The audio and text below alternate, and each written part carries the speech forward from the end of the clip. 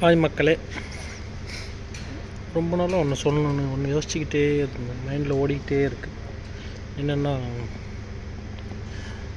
வெளிநாட்டில் வேலை செய்கிற எல்லாருமே, எல்லா பசங்களும் நிறைய சொந்தங்களை மிஸ் பண்ணிவிட்டு, ஃபேமிலியை மிஸ் பண்ணிவிட்டு, லவ், நல்ல ஃபுட்டு எல்லாத்தையும், நம்ம சொந்த ஊர் எல்லாத்தையும் மிஸ் பண்ணிவிட்டு நம்ம வெளிநாட்டில் வந்து வேலை பார்க்குறோம். ஒரு ஃபங்க்ஷனு, தீபாவளி, பொங்கல் எதுவுமே நம்ம போகிறதில்ல. அதெல்லாம் விட்டுட்டு நம்ம வந்து வெளிநாட்டில் வந்து வேலை பார்க்குறோம். வேலை பார்க்குறப்ப நம்ம ரூமில் எத்தனை பேர், ரூமோ வீடோ எல்லாம் தங்கியிருந்து, பசங்க எல்லாம் தங்கியிருந்து வேலைக்கு போயிட்டு வருவாங்க. அதில் நிறைய பேர் கல்யாணம் ஆனவங்க இருப்பாங்க, பேச்சுலர்ஸ் இருப்பாங்க, எல்லோரும் இருப்பாங்க. ஸோ இந்த ரூமில் உள்ளவங்க எல்லோரும் ஒன்றா ஹாப்பியாக இருக்கணும். இருக்கிறது எவ்வளோ நாளும் தெரியாது.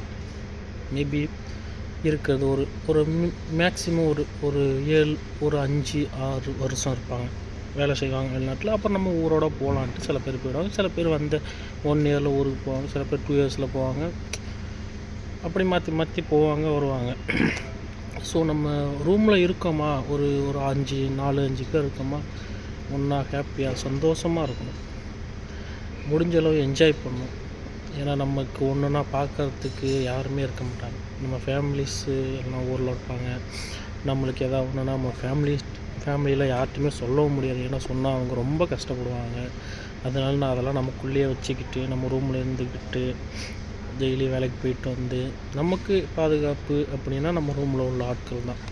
அதனால் முடிஞ்ச அளவு ஹாப்பியாக இருங்க, சந்தோஷமாக இருங்க. இருக்கிற வரை என்ஜாய் பண்ணுங்கள், வேலை பாருங்கள், நல்லபடியாக இருங்க. அவ்வளோதான் சொல்லணுன்னு ஆசைப்பட்டேன், சொல்லிட்டேன். டாட்டா.